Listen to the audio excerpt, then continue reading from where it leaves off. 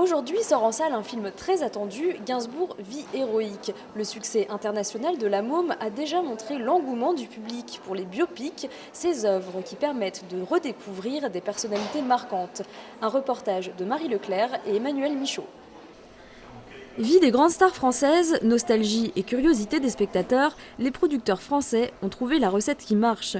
Depuis La Môme, le film aux 5 500 000 entrées, un biopic français sort chaque année. Dès la sortie, les cinéphiles sont au rendez-vous, toutes générations confondues, et les libertés prises par les réalisateurs importent peu.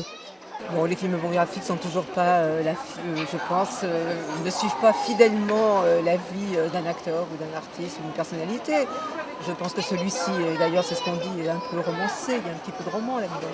Mais moi ça me fait plaisir parce que c'est quand même une rétrospective qui fait partie de notre vie. Donc c'est une rétrospective agréable.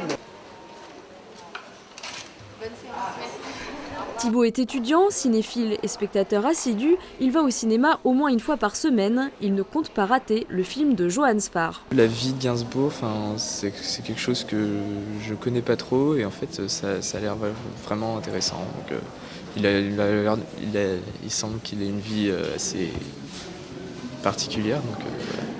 Le succès dans les salles se retrouve dans les bacs, sur les marchés du DVD neuf et d'occasion, mais cinéphilie et curiosité ne sont pas les seules clés du succès. Très souvent, c'est souvent dû au buzz médiatique qu'il y a autour. Les gens n'ont pas forcément le réflexe d'aller voir, mais c'est vrai on en parle tellement, à l'heure actuelle, notamment du Gainsbourg, on en parle énormément, donc forcément on les pousse à aller les voir. Ce qui est souvent le cas, c'est souvent dans ce cas de figure-là en fait. Gainsbourg, Vie héroïque devra dépasser les 2 600 000 entrées pour égaler Mérine et Coco avant Chanel. À l'affiche, il est face à un autre biopic, Invictus, le dernier film de Clint Eastwood. Yann Cucherat s'est vu décerner le Lion d'Or, une récompense symbolique pour ce sportif lyonnais, portrait d'un gymnaste d'exception avec Anne-Sophie Womsched et Karine Govou. Concentré et perfectionniste, voilà comment décrire le sportif lyonnais préféré de 2009. À 30 ans, Yann Cucherat est le premier gymnaste à recevoir cette récompense, souvent attribuée à un joueur de l'OL. Pour ce champion des barres parallèles et de la barre fixe, c'est avant tout un plaisir d'être reconnu. La gymnastique, c'est un sport difficile avec des charges d'entraînement très lourdes. Donc du coup, de se sentir soutenu par toute une ville, de se sentir soutenu par un public, c'est important. On est moins seul et forcément, ça nous donne envie d'aller chercher des performances encore plus relevées. Des performances qu'il essaiera d'atteindre au championnat d'Europe en avril prochain à Birmingham. Pour les entraîneurs de Yann, cette récompense donne un nouveau souffle à la gymnastique française. Il est clair que Yann aujourd'hui, avec sa victoire, est quelqu'un qui va amener de plus en plus de monde au club. Handicapé par une blessure à l'épaule, Yann pense d'abord à se soigner. Il s'impose quand même 25 heures d'entraînement par semaine. Dans 2 ans, il vise la médaille d'or au JO de Londres, une ultime récompense qui manque encore à son palmarès. Depuis début janvier se joue au Théâtre des Clochards Célestes Femme de parloir, l'histoire vraie d'une femme amoureuse d'un détenu. Cette pièce arrive au moment où les prisons françaises font polémique, un reportage de Maud Girard et Guillaume Rochon. Pas question de parler de son homme après le parloir. On est complice ou on est berné. J'étais devenue une des femmes de silence.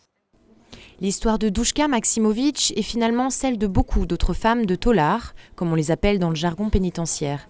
Adapté du livre du même nom, Femme de parloir est un monologue poignant sur l'amour-souffrance du milieu carcéral.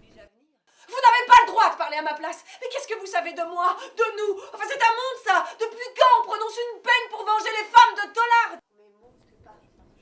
Mais au-delà de la performance théâtrale, Femme de parloir est aussi l'occasion d'aborder la lourde thématique des prisons françaises, à l'heure où les conditions de détention sont au cœur de l'actualité.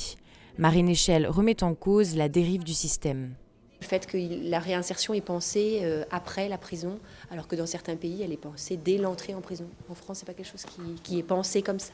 C'est-à-dire qu'on pense la peine, et puis c'est tout. Écrit en 90 par Douchka Maksimovic, le témoignage semble pourtant toujours d'actualité. 20 ou 30 ans que rien n'a changé, ou peut-être pour le pire, selon Michel Laforêt.